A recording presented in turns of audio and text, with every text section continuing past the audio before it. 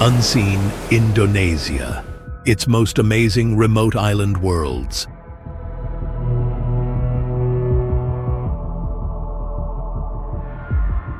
More than 17,000 islands and 700 languages, Indonesia survives by crossing brutal seas.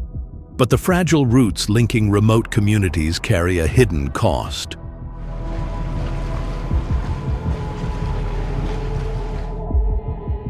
When a jetty fails, boats cannot unload. Medicine, fuel, teachers, and buyers remain across the water.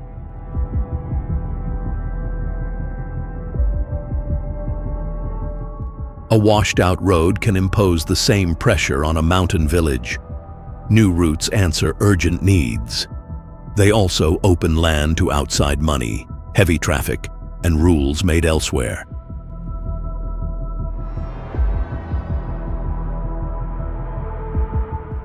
The question I keep returning to is not whether connection will come, but who will command it.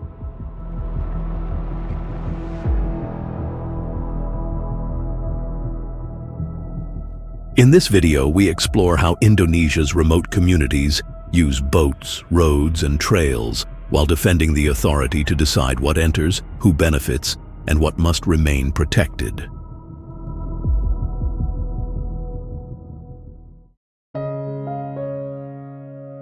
A family member can remain socially present at home long after an ordinary farewell would have begun. Until resources and relatives are assembled, some Toraja families speak of that person as ill or sleeping.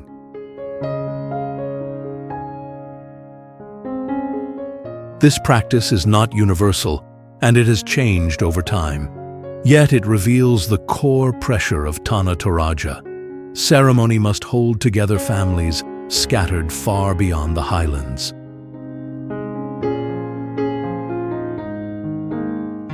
The tongkonan makes that obligation physical. Its curved roof shelters more than a household. The building represents an ancestral line and anchors duties across an extended family. Opposite, curved roof alang barns frame a courtyard for work and ceremony. House, grain, labor, and ancestry occupy one ordered space, with each generation responsible for maintaining it.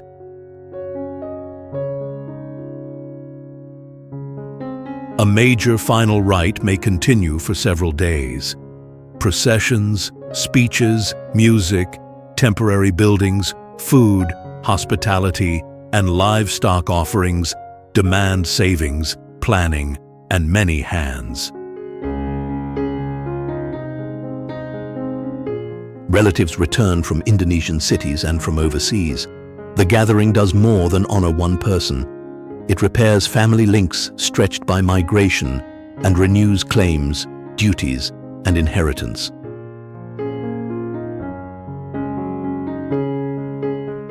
Ancestral resting places intensify the physical scale. Chambers are cut into rock, caves are used, and some sites cling to cliffs, with wooden tautau figures linked to particular status traditions.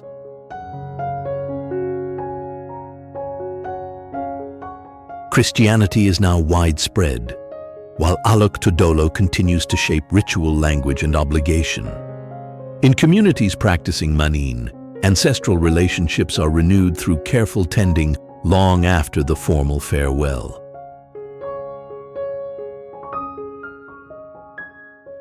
Mountain roads can bring access and income, but they also expose ceremonies and houses to outside demand. The decisive question is whether families retain control of pace and limits. The return journey is the answer. Migration may scatter a family, but the tongkonan and courtyard still gather duty and authority back home.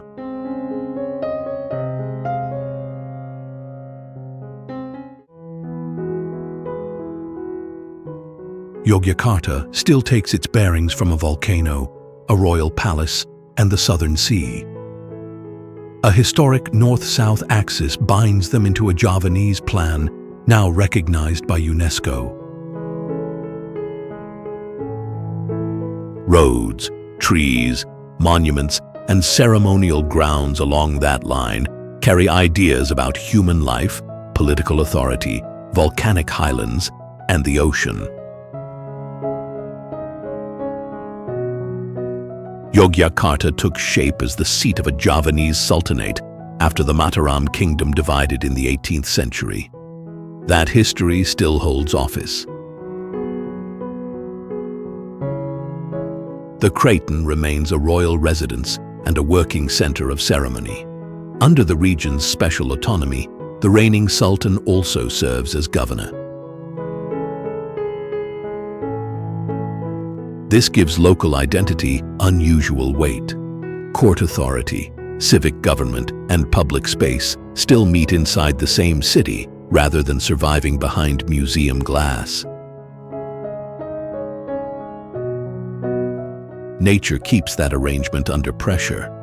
Active Mount Merapi and major faults expose the region to ash, eruptions, earthquakes, and flooding, forcing continuity to live beside repeated disruption. Around the Kraton, continuity depends on skilled hands. Batik dyers, silversmiths, shadow puppet performers, court dancers, poets, and gamelan musicians. Their work keeps inheritance active and locally owned. Malioboro Street applies a harder test. Railway arrivals, vendors, hotels, food stalls, shops, and evening crowds turn culture into trade, income, and constant outside demand. Universities bring a large student population, contemporary art, and political debate. The city is neither sealed court nor simple tourist gateway. Borobudur and Prambanan widen that gateway, while Taman Sari, Kampung neighborhoods, markets, and royal institutions hold the city's own depth. Traffic, suburban growth, and tourism can bury their meaning. In Yogyakarta, identity still operates as government. Local authority decides what modern access may change and what must remain beyond it.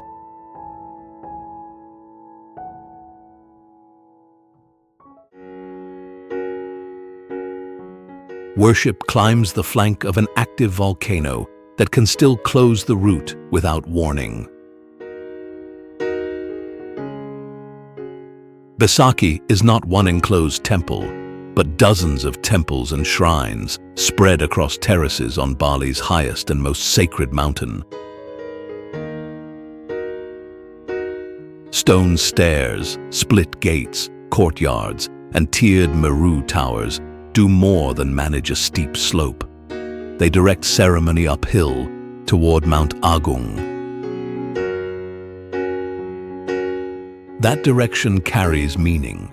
In Balinese spatial thought, high ground is sacred, so elevation binds architecture to belief. Pura Penataran Agung forms the principal ceremonial axis, yet the wider sanctuary belongs to many clans and communities. Different courtyards carry different rules of access. Worshippers arrive from across Bali in family and village groups, carrying fruit, flowers, rice, incense, and woven palm leaf offerings.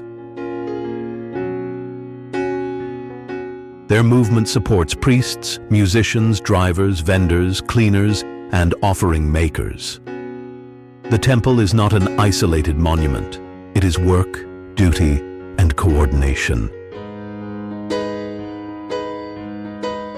Mount Agung keeps that coordination under physical pressure. During the 1963 eruption, surrounding settlements and farmland suffered severe loss, while lava stopped short of the principal complex.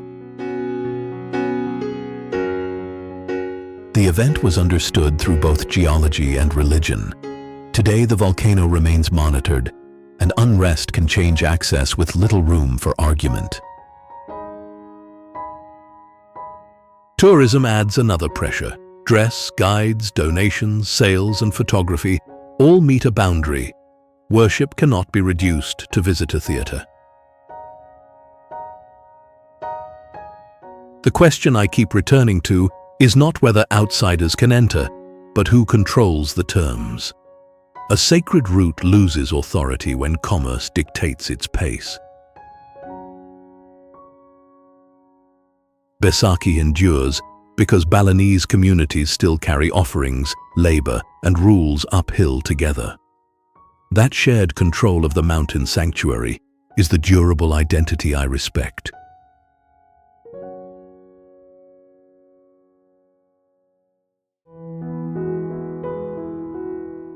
A tower nearly 50 meters high commands Prambanan, while hundreds of shrines remain broken, incomplete, or reduced to foundations. Built in the 9th century, this is Indonesia's largest Hindu temple compound, raised on central Java's plain beside major Buddhist monuments. The central group serves the Hindu Trimurti. The Shiva temple dominates, with chambers for Ganesha, Durga, and Agastya. Neighboring towers honor Vishnu and Brahma. Opposite them, smaller temples honor the animal mounts associated with each deity. Architecture fixed belief into direction, height, and movement. Raised galleries carry episodes of the Ramayana and other sacred images. Walking clockwise turns the structure itself into a sequence of instruction. Hundreds of subsidiary shrines once formed a dense geometric field. Now collapsed blocks and reconstructed bases show what earthquakes, vegetation, abandonment, stone removal, and weather pulled apart. Rebuilding is a severe engineering test. Archaeologists and stoneworkers must identify original blocks, prove that enough authentic material survives, and make the structure safe. Every recovered block carries two loads, the weight above it and the demand for evidence. Guesswork cannot hold a monument together. The nearby Buddhist complexes of Sewu, Lumbung, and Bubra make the wider plain harder to simplify. Hindu and Buddhist communities built major monuments close together. Another history survives through Roro Jonggrang, the princess whom local legend turns to stone. Legend does not replace archaeology. It keeps a local claim on the ruins. Seasonal Ramayana performances add Javanese dance, costume, lighting, and gamelan to the temple setting. The old epic remains active because local performers keep interpreting it. Prambanan survives through 2 acts of custody. Stoneworkers rebuild only what evidence supports, while Javanese performers keep the epic alive on their own ground.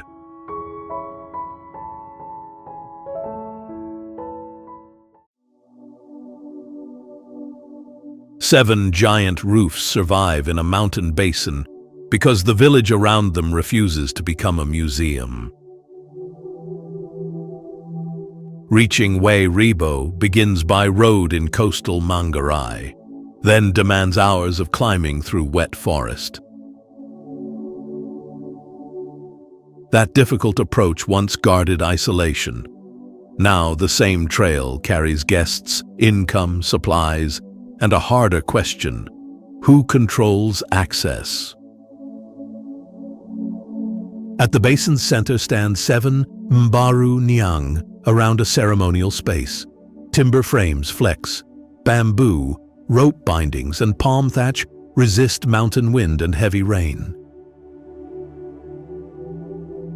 Each cone contains 5 levels. Shared life fills the lowest floor, while food, seed, and ceremonial possessions traditionally rise above hearth smoke that dries the interior and roof. This is not architecture preserved behind glass. the houses still justify their upkeep by storing crops, sheltering families, and organizing community life. Residents restored them with Indonesian architects and craftspeople. The work earned a UNESCO Asia-Pacific Conservation Award in 2012, though Wae Rebo is not a World Heritage Site. What I respect most is the discipline behind that distinction. Recognition came from repair and local skill, not from surrendering ownership. Residents grow coffee and other crops, weave textiles, cook, host guests, clear trails, and replace thatch together. Tourism helps fund it, converting isolation into income. Access begins on village terms. An established welcome comes before free movement or photography, drawing a firm line between hospitality and entitlement.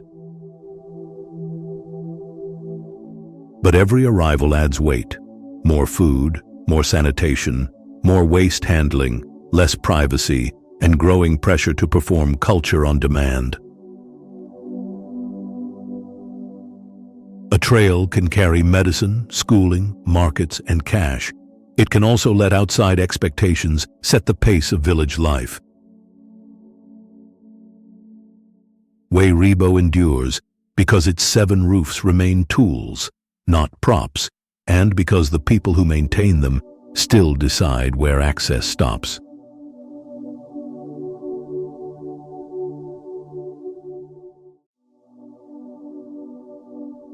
Protecting orangutans begins at the same forest gateway that exposes them to the pressure they need to escape.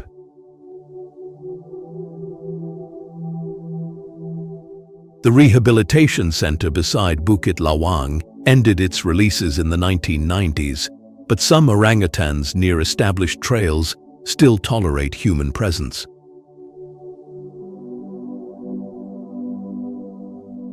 Bukit Lawang grew beside the Bohorok River as an access point to Gunung Loiser National Park and the wider Loiser ecosystem.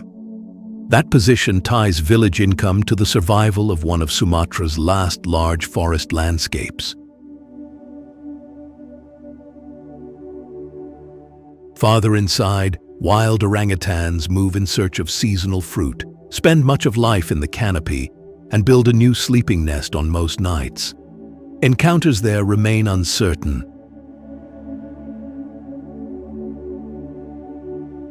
Licensed guides search for nests, feeding remains, calls, moving branches and fruiting trees. They also hold a defensive line. No feeding, no contact, and enough distance to reduce disease transmission. Much of this forest announces itself before it appears. Gibbons calling, hornbills overhead, leaf monkeys and macaques shifting through dense growth. The sound reveals how many lives depend on an unbroken canopy.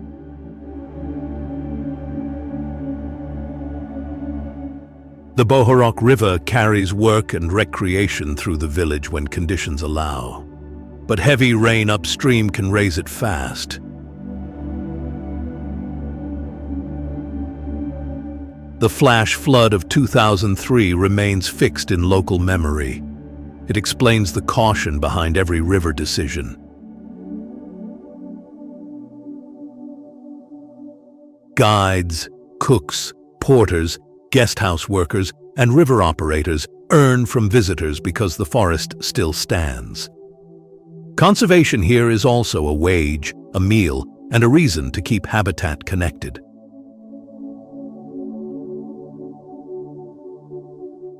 Beyond the village, roads, logging, plantations, and broken habitats squeeze the wide territory large animals need.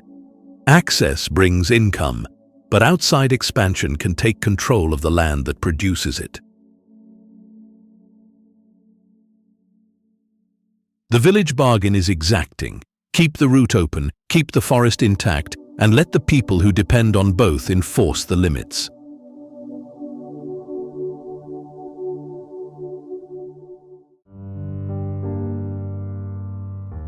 Three lakes share one volcanic summit, yet each can turn a different color without warning.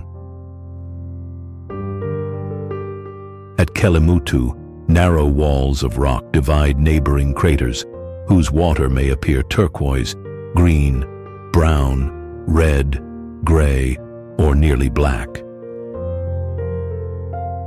The changes follow no dependable season. Iron-rich minerals, acidity, dissolved volcanic gases, rainfall, and circulation keep altering the chemistry inside each crater. Oxidation and reduction change what the water absorbs and reflects. A quiet surface can hide active chemical change. That calm appearance makes strict access essential. Gas emissions, steep slopes, and unstable crater edges force rangers to control paths and viewing areas.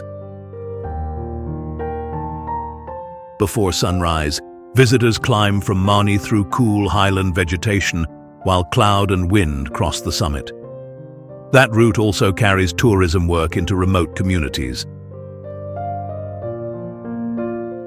For neighboring Leo communities, Kelimutu is more than reactive water.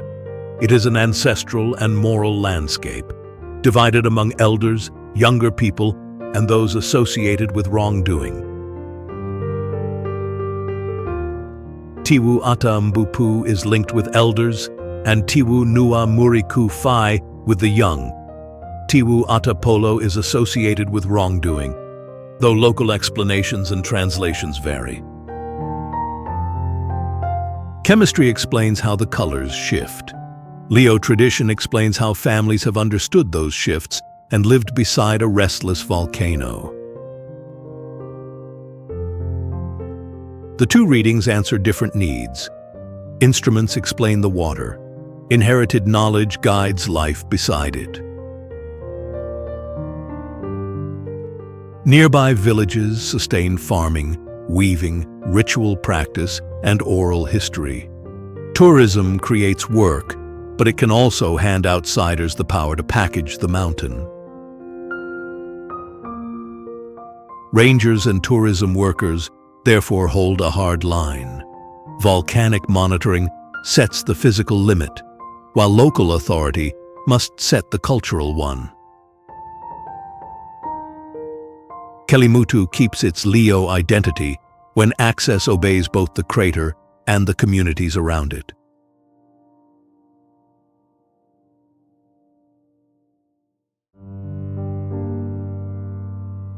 The same ocean that isolates the Mentawai Islands now carries a global surf economy to their exposed western reefs.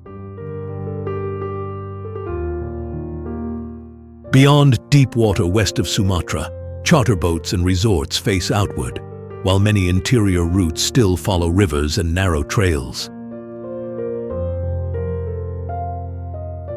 Siberut, the largest island, holds the main surviving rainforest and species found nowhere else after long geographic isolation. Distance protected rare life and local knowledge.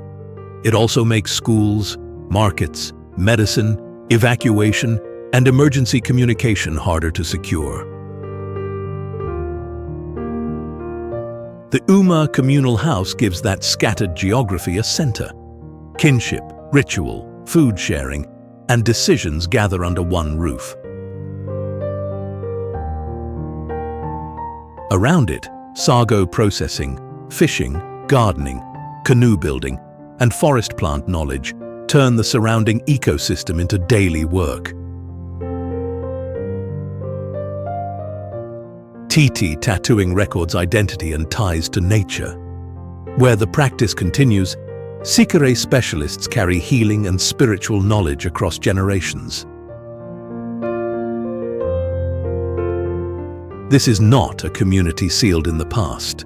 Schools, churches, government programs, wage labor, mobile communication, and regional markets already shape island life. The harder question is who sets the speed and the limits. Surf income can support local crews, Yet the visitor economy may remain physically and economically distant from inland villages. Logging and plantations press against forests. Reef pressure and staged displays of culture can turn access into extraction when local hands lose control. The islands also sit beside the Sunda megathrust. In 2010, an earthquake and tsunami showed how quickly settlements, transport, and communication can be disrupted. Reliable links are essential here, but every new route carries leverage as well as supplies. Connection fails when it weakens ownership of land, forest, or identity.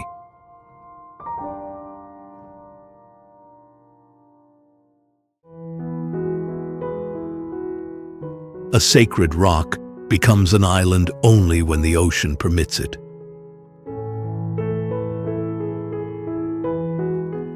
At low tide, exposed rock opens a route to Tana Lot.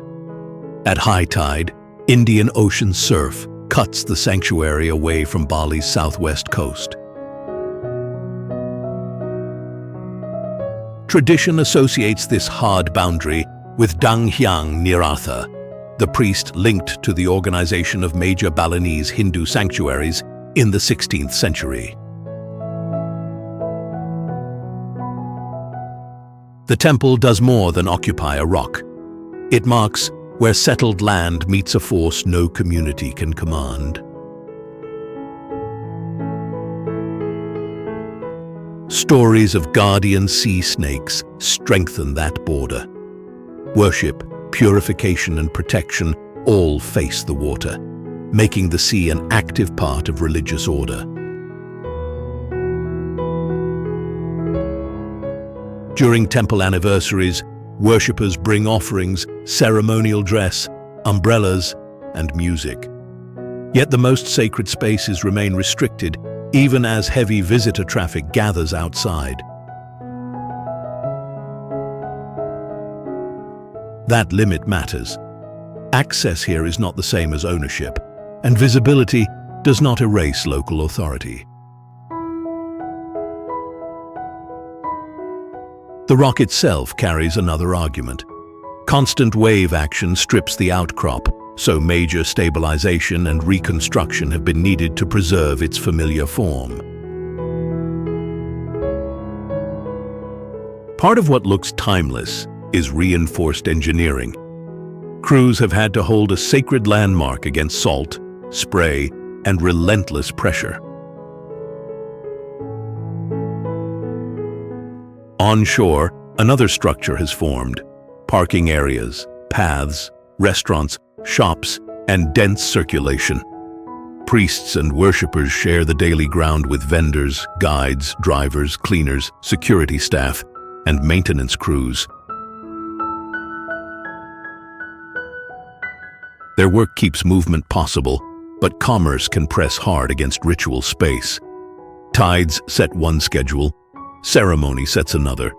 Crowd control must respect both. What stays with me is not the sunset silhouette, but the discipline behind it. Tana Lot endures because Balinese identity still draws the boundary, and because local hands reinforce both the rock and the rules.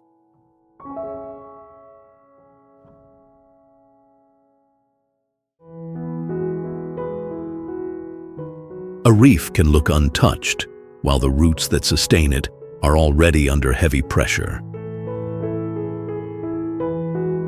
Raja Ampat spreads across 4 large islands and more than 1,500 smaller islands, cays and shoals, with villages divided by long reaches of open water. Here, access is never a simple line on a map. Medicine, food, fuel, teachers, and market goods must all move by boat. The same channels feed the reefs.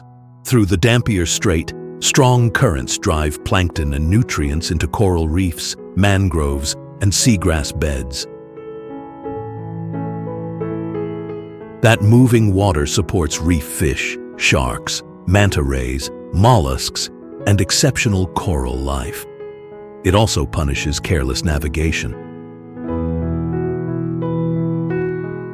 Above the surface, limestone walls and enclosed lagoons can suggest complete isolation. Below it, every habitat is joined by current, harvest, and human choice. Papuan coastal communities have built their livelihoods around small boats, fishing, forest resources, and inter-island trade. Distance has not erased identity. It has made local knowledge essential to daily survival. The strongest proof is Sasi. In several areas, customary rules close reefs or species to harvesting for a time, working beside protected areas and scientific monitoring. This is not rejection of access. It is a local decision about pace, limits, and who carries authority over the water.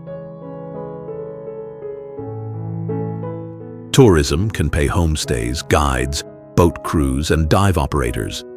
But each arrival also demands fuel, fresh water, shipped food, waste handling, and safe moorings. Illegal fishing, plastic, coral damage, and warming seas add pressure from beyond any single village. The reef is connected, so local restraint alone cannot carry the full burden. Raja Ampat sets the question for every route ahead. How can medicine, schools, and markets arrive without authority over reefs and land leaving with them?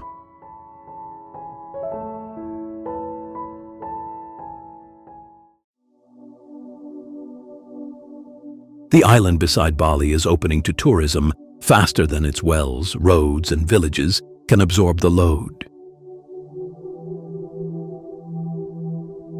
Nusa Penida is the largest of 3 islands southeast of Bali, yet powerful channels, dry limestone, and limited freshwater still set hard terms for access. Its coast was lifted into narrow ridges, sea caves, natural arches, and cliffs that fall abruptly into deep water. This terrain leaves little room for careless expansion. At Kelingking, the famous headland is safest from above. The exposed route toward the beach is steep and physically demanding, and strong surf controls the shore below.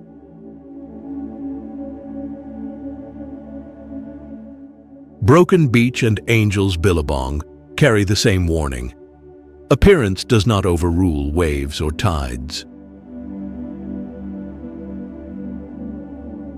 Offshore, the Indonesian throughflow drives powerful water toward the Indian Ocean. Those currents feed reefs and manta cleaning stations, supporting turtles, reef fish, and seasonally encountered ocean sunfish.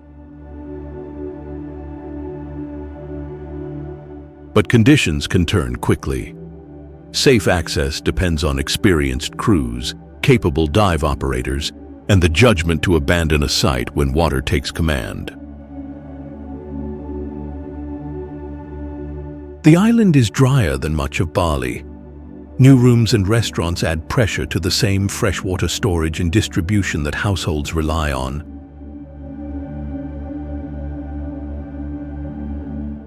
Residents have long combined farming, fishing, seaweed cultivation, trade, and temple obligations. Goa Giri Putri also draws Balinese Hindu pilgrims, tying transport to sacred duty as well as income. Tourism has improved roads and created work for drivers, boat crews, guides, lodging owners, and food sellers. It has also increased traffic, construction, erosion, waste, and water demand.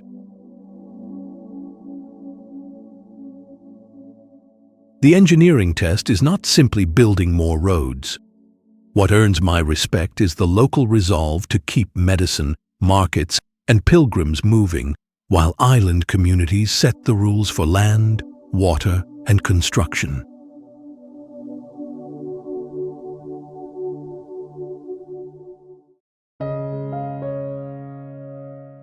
Three islands sold as car-free escapes survive only because an unbroken chain of boats keeps them supplied.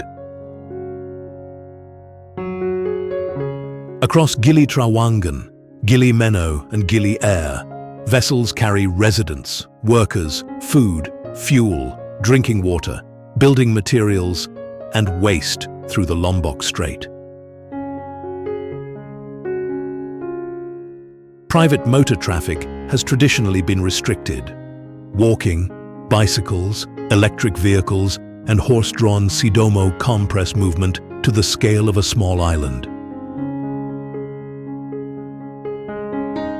That image looks simple.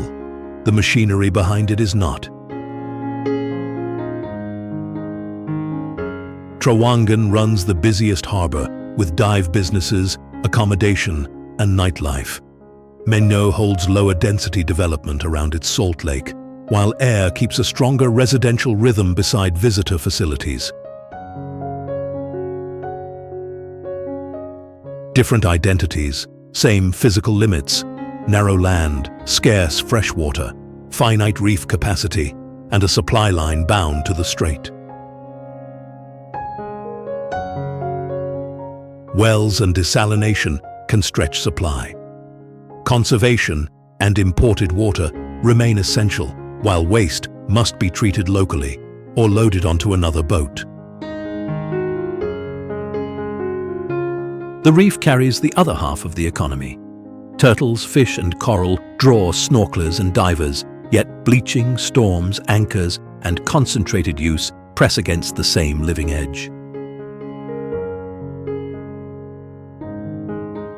Restoration crews, reef monitors, and mooring controls are not decorative environmental work. They protect the asset that boats, wages, and small businesses depend on. Tourism also distributes gains unevenly. Horse welfare, coastal building, beach erosion, and access to income expose the cost hidden inside the vehicle-free label. What strikes me is how little separates independence from dependence here. Every connection to Lombok can deliver medicine, work, and supplies, but it can also shift control toward outside demand. The Gilis do not stay distinct by sealing themselves off. Their future turns on enforceable limits for traffic, building, water use, and reef pressure.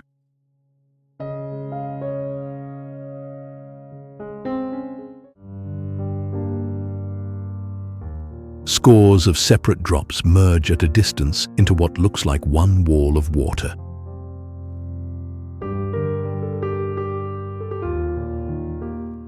At Tumpak Sewu, the Glidik River spreads across a broad, semicircular volcanic cliff, then falls roughly 100 meters into a deep gorge.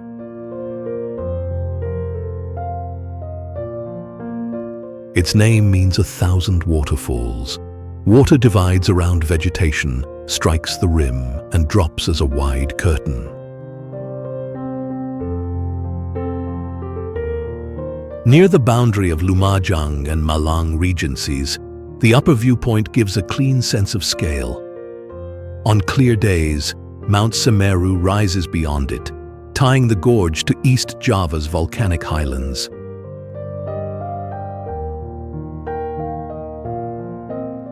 But the easy view can mislead. The descent enters wet forest on steep paths, ladders, rails, and narrow footholds, where a short distance on a map becomes hard physical work.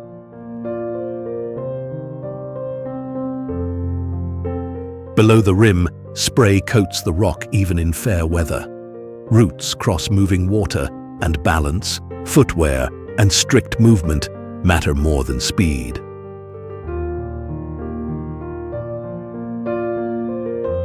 The greater pressure may begin far upstream. Heavy rain can raise the Glidik quickly, while the confined ravine remains exposed to flash floods landslides, and falling material.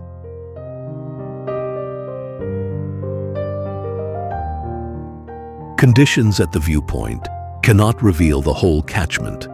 Local guides, ticket workers, and village authorities fill that gap by monitoring weather, maintaining trails, directing movement, and closing access when required. Those closures are not an obstacle to access. They are local control made practical. People who understand the watershed, deciding when the gorge can carry more traffic.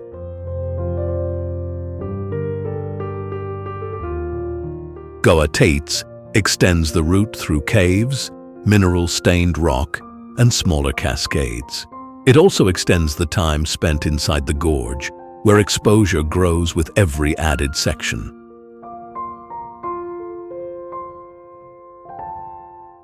My respect rests not only on the falls, but on the communities that manage their limits. Tumpak Sewu remains accessible because local knowledge sets the pace.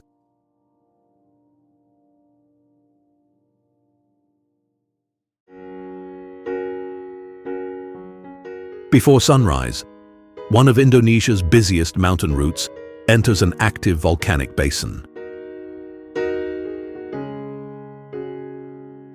Mount Bromo rises about 2,300 meters, yet it stands inside a caldera roughly 10 kilometers across, beside Batok and beneath distant Semeru.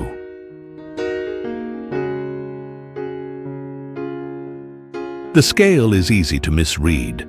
Bromo is not the tallest cone here. It dominates because it stands exposed on the caldera floor with a smoking crater and open ground around it.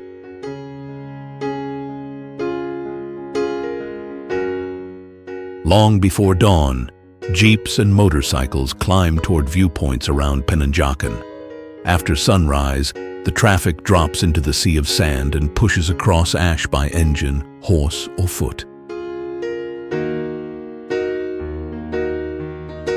A concrete stairway finishes the approach to the crater when officials allow access. Wind throws abrasive dust across the route. Rain turns sections to mud, and low cloud can erase every landmark.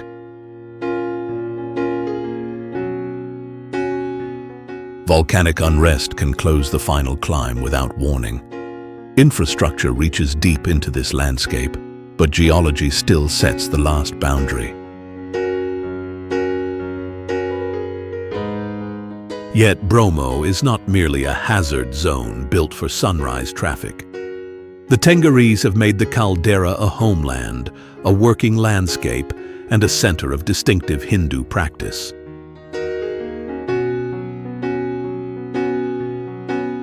During Yajna Kasada, worshippers carry farm produce, livestock, and other offerings toward the crater in an ancestral ceremony. Here, the route carries worship as well as commerce.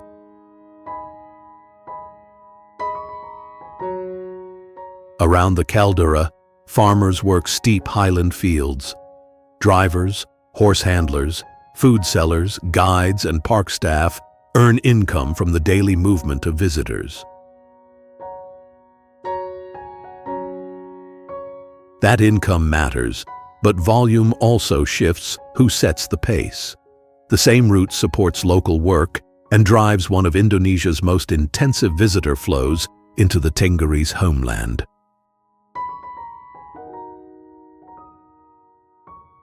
At Bromo, the unresolved measure is who controls the timetable. Tenggeries worship and work, or the daily surge of visitors crossing their homeland.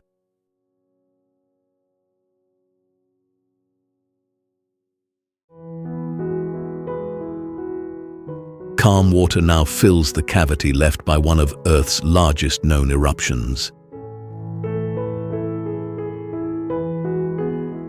Lake Toba formed about 74,000 years ago, and its roughly 1,100 square kilometers make it the world's largest volcanic lake.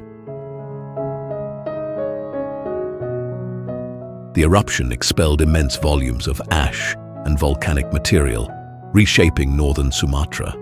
Later, Part of the caldera floor rose to form Samosir Island near the center. Steep caldera walls dictate movement, squeezing roads and settlements. Ferries link Samosir to lakeside towns, while the Asahan River drains the basin eastward. Connection is never just transport. Ferries carry medicine, teachers, fuel, and market goods. But stronger routes also open villages to building pressure and outside control. For Batak Toba communities, this is not scenery arranged around a lake. It is a homeland held through clans, marriage ties, ancestral villages, and networks reaching far beyond Sumatra. High saddle-shaped roofs mark traditional houses. Ulos textiles, gondang music, dance, wood carving, tombs, and oral traditions remain active in ceremonies, homes, and trade. Tourism can support that work, yet simplified retellings can strip local stories from the relationships that give them meaning. Access creates value only when communities control what is shared, built, and sold. UNESCO recognizes the Toba caldera as a global geopark, linking geological interpretation with local development. But a title cannot manage the shoreline. Fish farming, wastewater, shoreline construction, forest loss, and changing tourism press on water quality and village life. Earthquakes and slope failures add a harder limit. The basin remains active terrain. Batak Toba endurance commands respect. The caldera controls every road and crossing, yet local identity holds. Its future depends on community control of the shore and routes.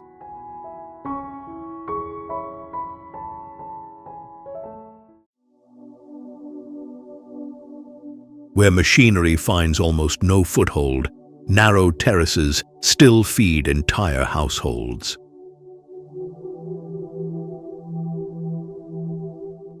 Across Mu Chang Chai, each narrow plot relies on an earth bank to hold soil and water, and a channel to draw the flow downhill. These terraces are not decoration. They are productive infrastructure, rebuilt by hand through repeated seasons. Rain and stream water enter high on the slope. Gravity carries it downward, plot by plot, but only if channels stay clear and terrace walls hold.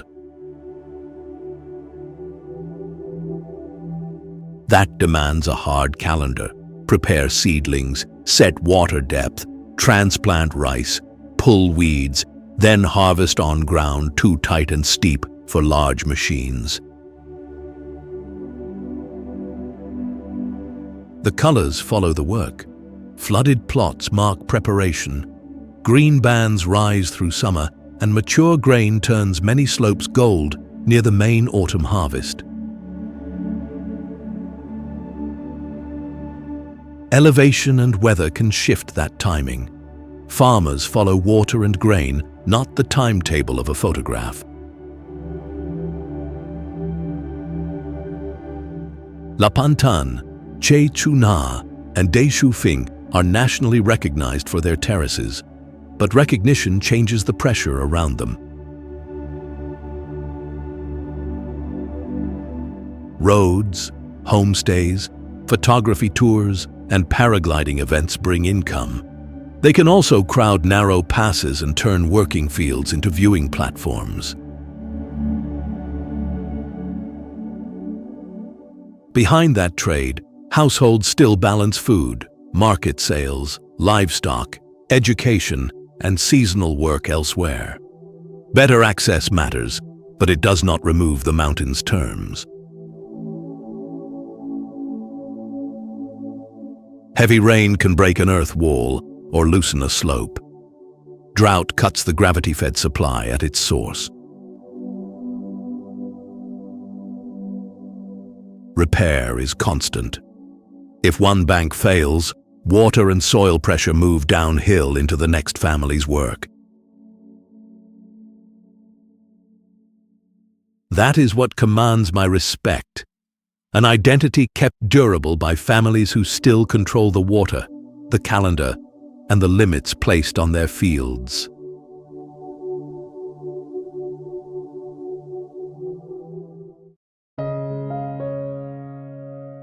A royal capital built to control movement now survives by opening its damaged fabric to patient repair. Hue ruled imperial Vietnam from 1802 until 1945, yet floods, humidity, insects, urban growth, and the upheaval of 1968 left entire buildings missing. The Nguyen dynasty placed the citadel beside the Perfume River. Defensive walls, ceremonial axes, hills, and water worked together as fortification, ceremonial plan, and statement of rule. Ngo Mon Gate narrowed ceremonial entry. Beyond it, Tai Hoa Palace and the Forbidden Purple City sorted court life by rank and permitted movement. This was architecture used as command. Gates blocked passage, courtyards measured rank, ponds and gardens ordered water and ceremony. Beyond the walls, each emperor's tomb formed another controlled landscape. Pavilions, memorial inscriptions, gardens, and water joined ancestor reverence to a distinct program of royal authority. But preservation here cannot mean manufacturing a perfect palace. Conservators begin with foundations, old photographs, archives, surviving timber, roof tiles, and scraps of painted decoration. Missing sections matter because they expose the pressure Hue has absorbed. Floods and storms still drive water through walls and channels designed for another age. Modern traffic and expansion add a slower load. Protection fails if waterways collapse or repair ignores the crafts that make the work credible. That is why the strongest infrastructure is human. Carpenters, tile makers, lacquer workers, painters, gardeners, and conservators turn fragments into evidence rather than imitation. Nan Hak court music carries the same principle in sound. UNESCO recognition protects a name, but musicians keep the form alive through disciplined practice. I respect Hue most, where repair refuses to erase loss. Its identity endures because skilled local hands decide how timber, tile, music, and memory cross into the next century.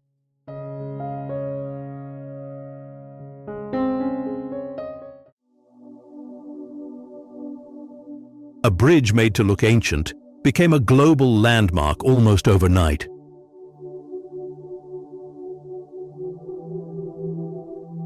Opened in 2018, the Golden Bridge runs about 150 meters along a forested slope, roughly 1,400 meters above sea level.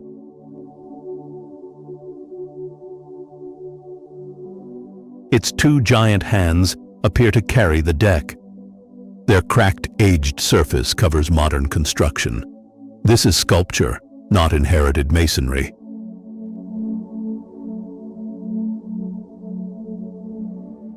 Banda began as a French colonial hill station, declined, then re-emerged as a vast themed resort.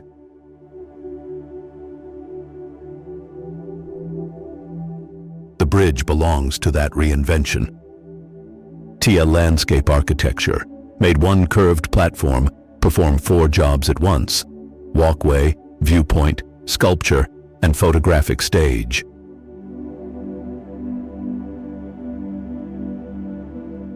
Access is the hidden machine, an extensive cable car network, lifts crowds quickly from humid tropical lowlands into colder, wetter mountain air.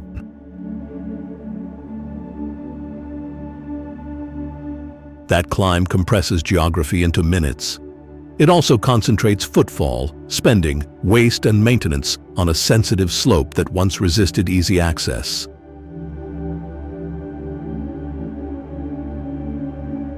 Clear weather images conceal the harder shift. Fog can erase the horizon within minutes, while wind and rain test cables, surfaces, drainage, and operating discipline.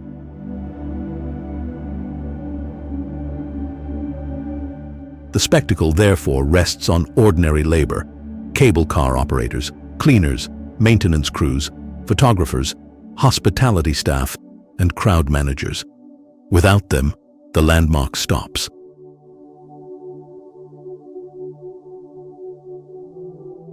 What strikes me is not the illusion of ancient hands, but the force assembled behind them. Engineering has turned altitude and weather into a product that can circulate worldwide in an image.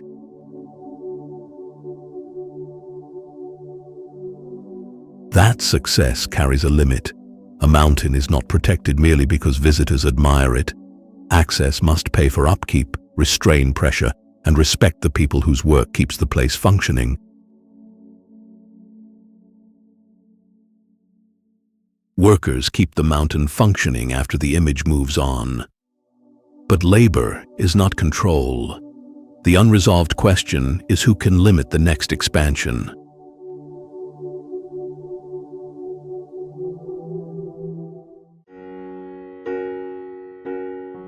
My son's hardest engineering question is almost invisible: the narrow joint between two fired bricks. For about 9 centuries, Champa rulers built and rebuilt my son. Weather, vegetation, collapse, and 20th century conflict later reduced much of it to fragments. The enclosed valley was not a remote ornament. It was a major religious center where devotion to Shiva also strengthened royal legitimacy and dynastic ancestry. Many sanctuaries honored Shiva through royal forms such as Bhadresvara. Worship, rulership, and the memory of ancestors met inside the same brick compounds. The engineering remains difficult to reproduce. Fired bricks fit with joints so narrow that conservators still examine how Cham builders bonded, finished, and sometimes carved the surfaces. Sandstone carried the detail: doorways, lintels, deities, guardians, and inscriptions. Linga and yoni forms, dancers, and mythic animals connected wider Hindu traditions to a distinct Cham identity. That identity is not sealed inside archaeology. Sanskrit and Old Cham texts record old networks, while living Cham communities continue languages, religious practices, crafts, and collective memory in Vietnam. The sanctuary has absorbed relentless physical pressure. Humidity opens weak points, roots push into masonry, and rain attacks walls already shifted by centuries of structural loss. The conflict added a sharper break. Craters, broken towers, and displaced sculpture remain evidence, not defects that can be cleaned away for a smoother picture. Restoration therefore begins with restraint. Vietnamese and international teams stabilize walls, document fragments, improve drainage, and test bricks and mortars that will not overpower the original fabric. UNESCO status arrived in 1999, adding formal protection and global attention. My son is not a culture confined to the past. Its future depends on giving living Cham communities a voice in the same decisions that protect skilled repair and damaged brickwork.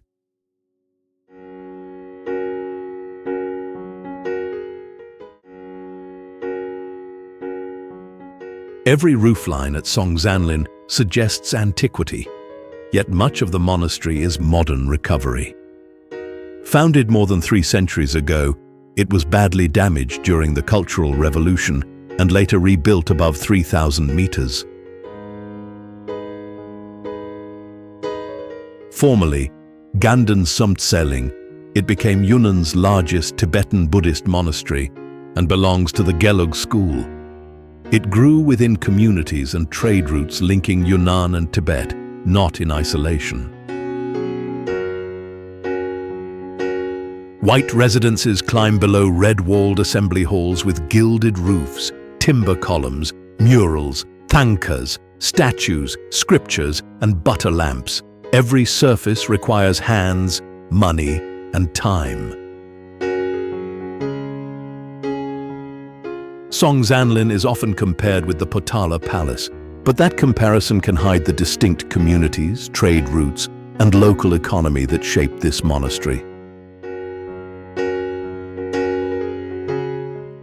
Monastic life is not sustained by architecture alone. Prayer and study share the day with debate, ritual music, cooking, cleaning, repairs, and ceremonies set by the Tibetan calendar. This daily discipline is the part mass tourism can easily miss. Ticket systems, buses, shops, guides, and photography bring revenue, but they also press against privacy and concentration. Access, therefore, has 2 edges. It brings revenue into a highland institution, while large visitor flows require monks and residents to protect the hours and spaces needed for worship. Below the walls, a lake and wetland change with season and water level. Nearby settlements carry Tibetan culture within a region of wider ethnic diversity. Monks, residents, conservators, and tourism staff now negotiate access, revenue, and the spaces that must remain protected. That negotiation determines whether rebuilding restores only walls or also control.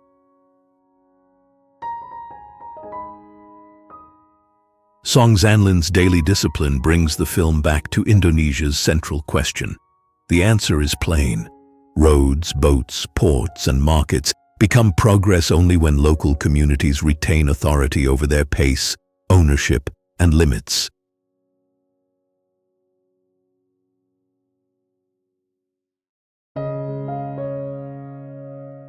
Roads, buses, and cable cars now compress an ascent once made almost entirely on foot. Above 3,000 meters, pilgrims and mass tourism converge at the same temples.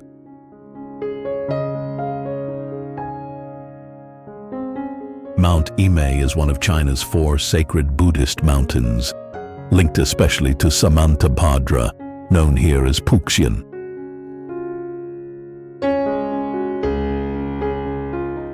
From humid lowlands, stairways, bridges, halls, and lodging places climb through changing forest toward cold, mist-covered heights. The ascent once demanded long stretches on foot and temple stops along the way. Modern transport has shortened that physical test. It carries more people upward, but it also packs crowds into transfer points and summit platforms. That machinery widened access. Yet sacred practice, mountain work, and visitor movement now compete for the same narrow ground.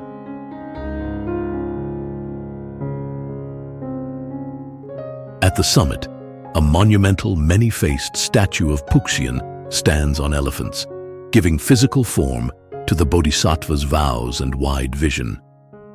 It is not decoration. It anchors the mountain's religious identity.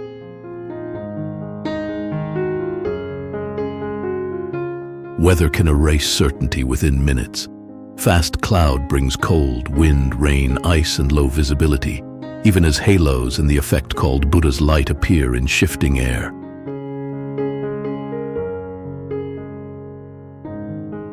The slopes also hold rich plant life across distinct elevation zones. Rangers and staff must protect that range while directing crowds through difficult weather.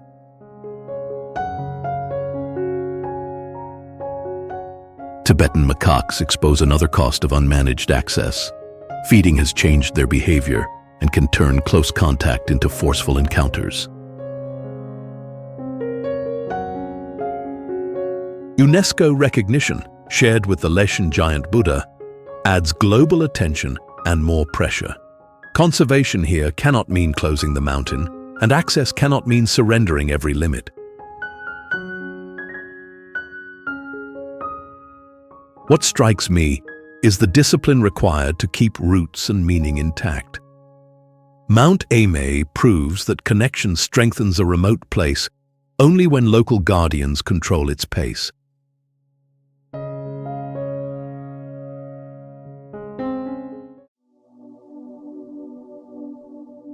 Beneath a living forest, rain is still cutting a second landscape through rock, hundreds of millions of years old. Phong Ha-Ke Bang protects one of Asia's most extensive limestone regions, where surface water disappears into shafts, rivers, and immense chambers. Rainwater absorbs carbon dioxide and turns mildly acidic. It enters fractures, widens them grain by grain, and links sinkholes to passages far below. Access to Phong Na Cave begins on the Sun River. Its level decides how far boats can enter, so weather, not demand, sets the reach. Paradise Cave works differently. Long, dry passages are reached overland by stairs. The contrast exposes one hard fact: each cave requires its own limit. Sandung pushes that limit to an extreme. Local resident Ho Khan first found it. Specialists surveyed it in 2009. Inside, a river runs beneath collapsed openings. Underground vegetation, mist, and deposits formed beyond daylight. This is active terrain, not vacant space. Entry stays tightly limited because a multi-day expedition needs guides, porters, cooks, safety staff, and strict conservation rules. Limited entry is enforced by human labor. The forest above performs the first engineering task. Roots and soil slow the water entering the karst while sheltering rare species. Heavy rain can overwhelm that balance, flood caves quickly, close roots, and change the Sun River. Cave conditions set the timetable. UNESCO recognition expanded conservation and tourism, but roads, rising visitor numbers, forest protection, and proposals for easier entry keep testing the boundary between access and control. What I respect most is the local knowledge holding that boundary. Access succeeds only when people who know river levels, forest conditions, and cave routes can set the limits.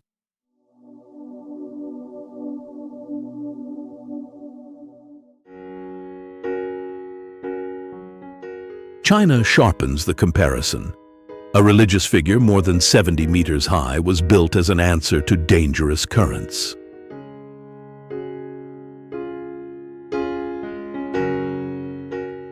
Work began in the early 8th century at the meeting of three rivers, where turbulent water and repeated boat accidents pressed hard on local communities.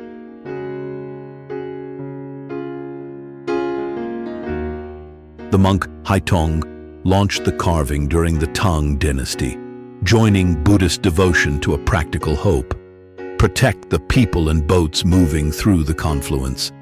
The work took about 90 years.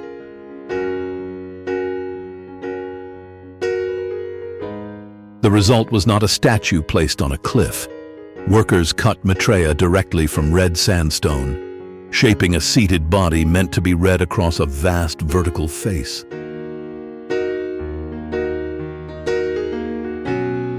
Its hands rest on its knees. Its feet, broad face, and tightly curled hair expand human proportions until they can command the river below.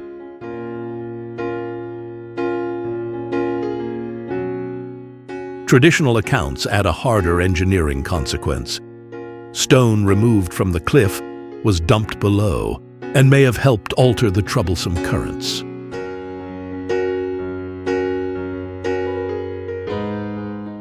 The monument also manages water inside its own body. Hidden drains in the hair, collar, chest, and other surfaces carry rain away from vulnerable stone.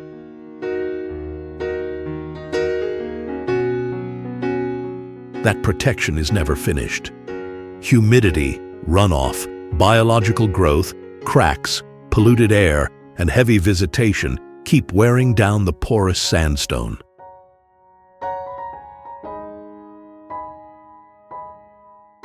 Conservation crews must clear drainage, monitor structure, study the surface, and sometimes restrict access.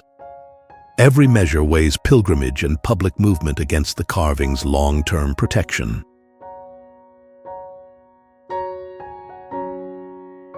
Together with Mount Emei, Leshan holds UNESCO World Heritage status, but its deeper value lies in local purpose. Faith, navigation, stonework, and river pressure were joined in one immense undertaking.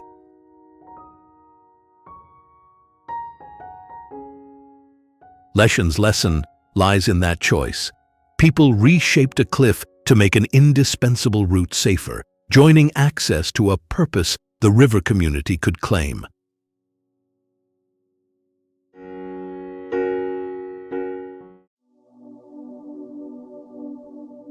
A landscape that appears almost untouched is kept open by constant human work.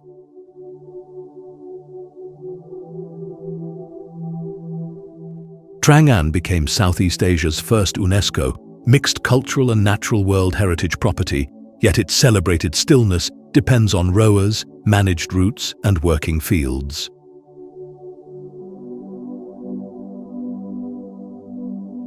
Water built this terrain by dissolving limestone along fractures. Rivers entered the rock, opened caves, and enclosed valleys behind walls of stone.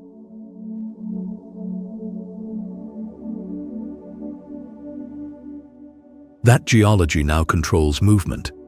Seasonal rain can lift the river toward cave ceilings or close a route entirely.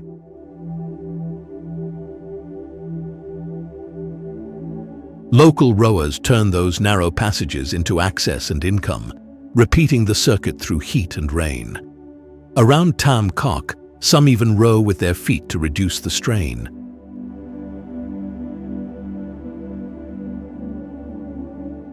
The quiet sold to visitors is therefore labor, not emptiness. Boat cooperatives, guides, drivers, food sellers, and lodgings all depend on how that traffic is managed.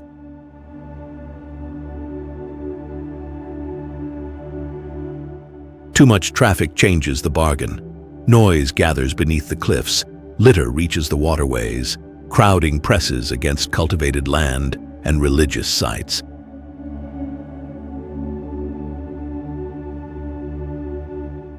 The same limestone that shapes tourism once carried political weight. Hoa Lu served as the capital of the Din and early Le dynasties around 1,000 years ago, partly because steep karst enclosed its approaches.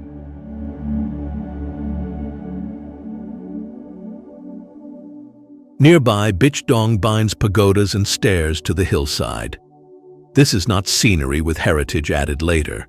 Farming, worship, rule, and water have occupied the same ground for centuries.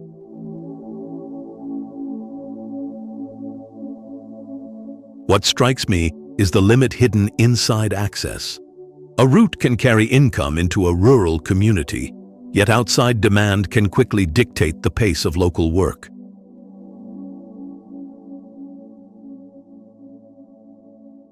Ninbin holds that line through controlled waterways, working rice fields, and continuing worship. Identity endures only while residents decide how the outside world enters.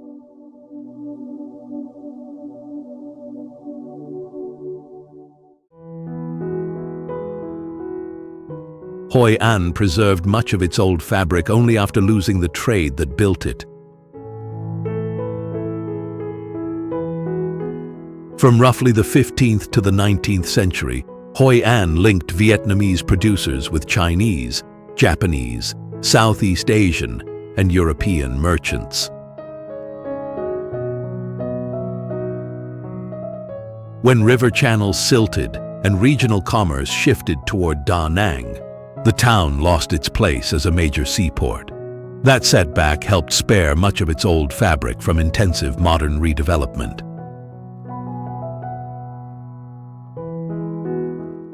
The surviving merchant houses reveal how trade once occupied every part of daily life. Narrow fronts open to shops. Behind them sat storage rooms, family quarters, courtyards, ancestor altars, and routes toward the Thu Bon River. Chinese assembly halls combined worship, meetings, mutual aid, and commercial ties. The Japanese covered bridge records another connection in a town built by exchange rather than a single influence.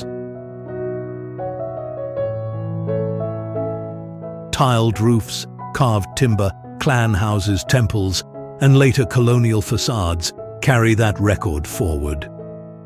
But preservation here cannot mean locking the doors. Hoi An still works through markets, tailoring food, religious observance, and tourism. Historic buildings survive because residents keep finding uses for them. The river also keeps setting its own terms. Seasonal floods enter streets and ground floors, forcing families and shopkeepers to lift furniture, move goods, and clear mud afterward. This is endurance measured in repeated work, not in a perfect facade. Each restoration must protect old timber while returning a useful room to the town. Lantern-lit evenings sell a powerful image, yet high visitor numbers can convert homes into commercial space. Heat, traffic at the perimeter, and constant repair add further pressure. What earns my respect is Hoi An's refusal to become a stage set. Identity lasts while residents control how old houses, river commerce, and tourism serve daily life.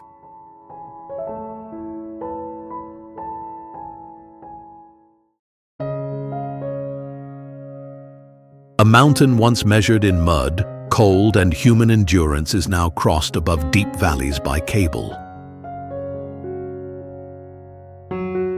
Fansipan rises more than 3,100 meters in the Hoang Lien Sun Range, the highest summit in Vietnam, and the wider Indo-Chinese peninsula. Its slopes pass from subtropical forest through bamboo and mossy woodland to exposed ridges and cloud zones. Rain, wind, mud, and sharp temperature shifts control movement. Before 2016, the summit demanded a hard trek supported by local guides and porters, including people from Hmong and Dao communities. Their knowledge mattered at every ridge, because fatigue and fast weather changes can turn distance into delay. Access depended on people, not machinery. The cable car now spans deep valleys and climbs rapidly toward a summit developed around stairs, viewpoints, monumental statues, and Buddhist-inspired structures. That engineering has opened Fansipan to many people who could not complete the former ascent. It has also concentrated crowds and commerce near the top. The cable removes much of the climb, but not damage to fragile habitat. Easier access shifts the burden. It cannot erase it. Cable car workers, maintenance crews, cleaners, and rescue personnel now sustain the fast ascent. Guides and porters still sustain the slow one. On the trails, erosion and litter must be contained, while mud and unpredictable weather test every schedule. Management here is physical work. Parts of the range lie within Huanglin National Park, protecting high-altitude plants, birds, mammals, and habitats that recover slowly from disturbance. Cloud can close over the entire mountain, then briefly expose parallel ridges and terraced valleys. Even mass access remains conditional. What earns my respect is a highland identity sustained through real work. Local guides and porters still carry knowledge that no cable can replace.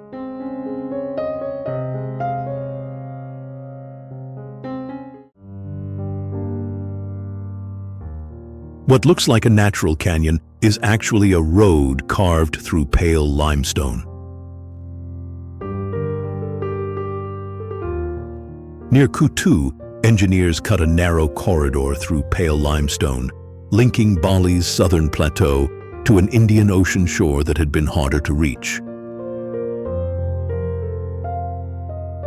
The walls are artificial, not a natural gorge. That distinction changes the approach. Bedrock was removed so vehicles, workers, and visitors could move faster. Tanah Barak sits on the dry Bukit Peninsula, far from Bali's wetter north. White sand, exposed reef, cliffs, and strong surf come from its uplifted limestone. The road compresses the land into a tight passage. Then the coast opens at once, revealing what engineering has unlocked and what it must now manage. Access creates work for drivers, food sellers, parking attendants, photographers, and maintenance crews. A less accessible edge becomes a workplace with a shorter route to customers. But every faster connection carries a second load.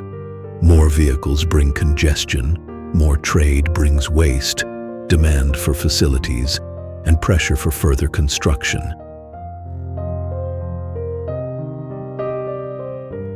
Even the cut walls require vigilance. Tropical rain and weathering can loosen the exposed limestone, turning slope inspection and maintenance into permanent obligations.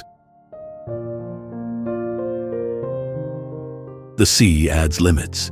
Tide, swell, wind, shallow reef, shore break, rockfall, and currents make the open coast less forgiving than its color suggests.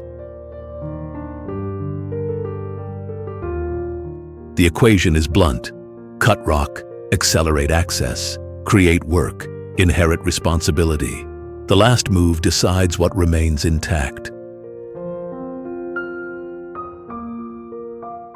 Tourism demand cannot set those rules alone. The people earning a living here need control over parking, waste, building pressure, and the pace at which the shoreline changes. Across Indonesia, the pattern is now clear. Connection becomes progress only when communities govern the roads, coasts, and markets it transforms.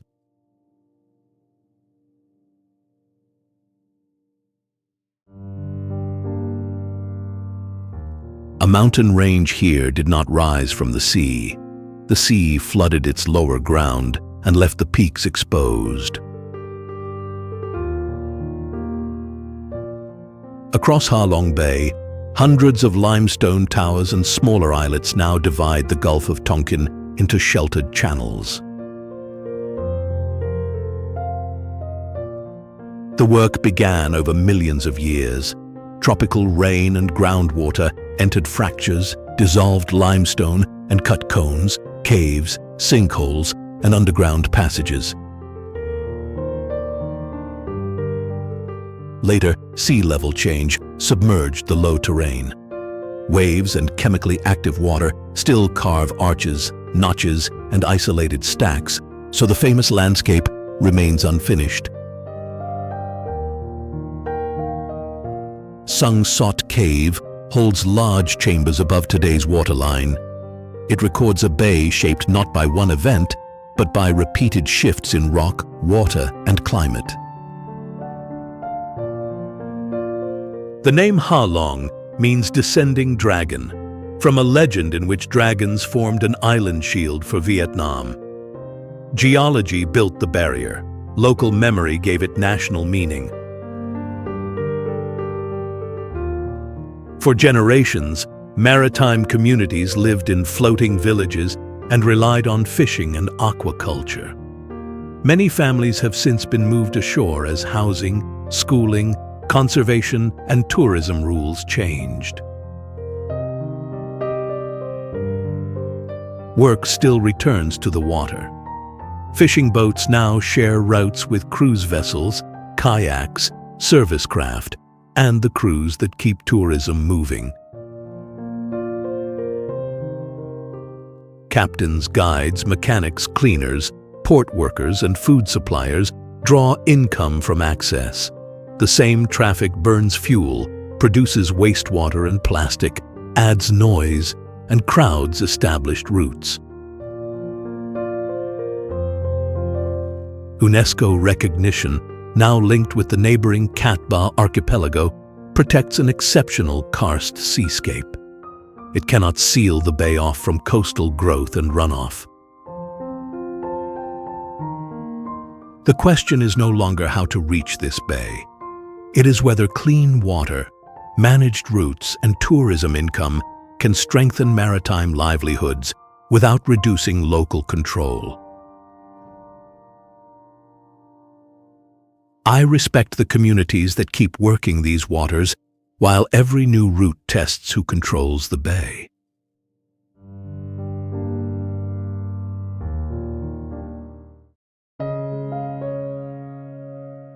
A limestone cliff beside the Wae River holds around 100,000 Buddhist figures.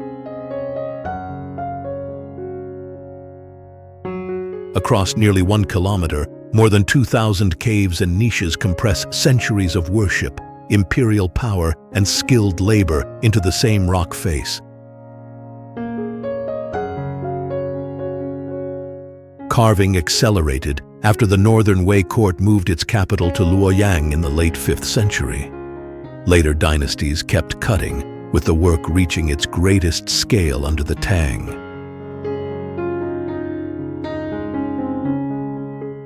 This was never one fixed design.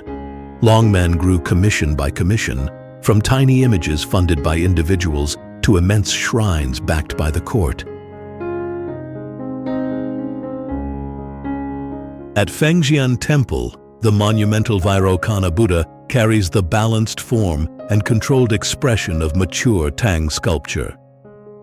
Empress Wu Zetian supported work here, though claims that the face directly portrays her remain disputed.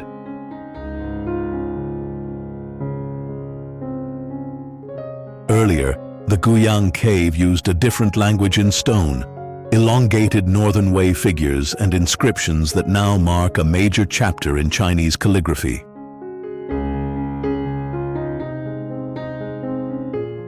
Those texts make the cliff human. They preserve donors, prayers, dedications, family hopes, and even medical prescriptions left by officials, monastics, and travelers.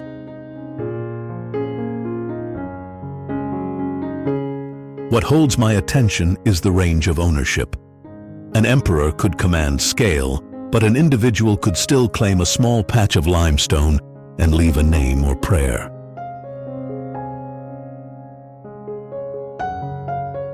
That density created strength, but also exposure.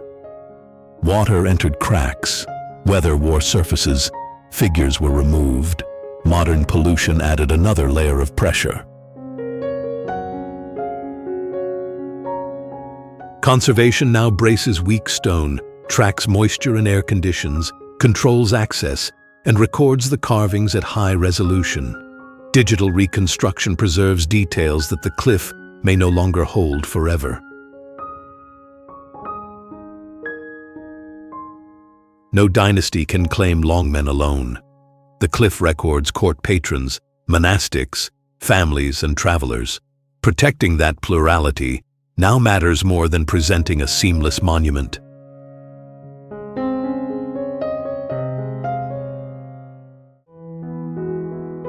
Remoteness is often treated as a barrier that roads, ports, and investment should erase.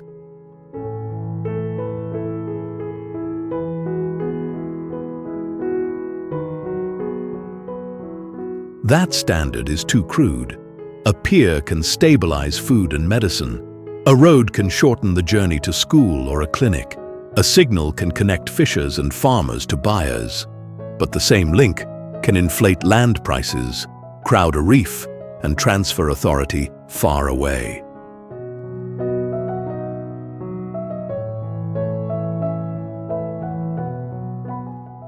I judge connection by a harder measure, whether local people still decide what enters, who benefits, and where the boundary stands.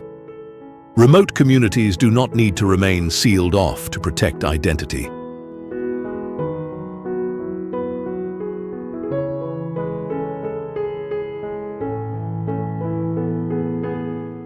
They need bargaining power. Without it, infrastructure can shrink distance while weakening control. With it, access can support daily life without demanding surrender. Across Indonesia, the defining contest is local authority against terms imposed from outside.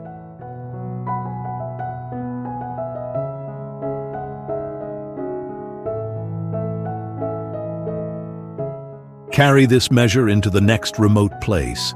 Identify who owns the route, who receives the income, and whether local people still hold the power to set limits.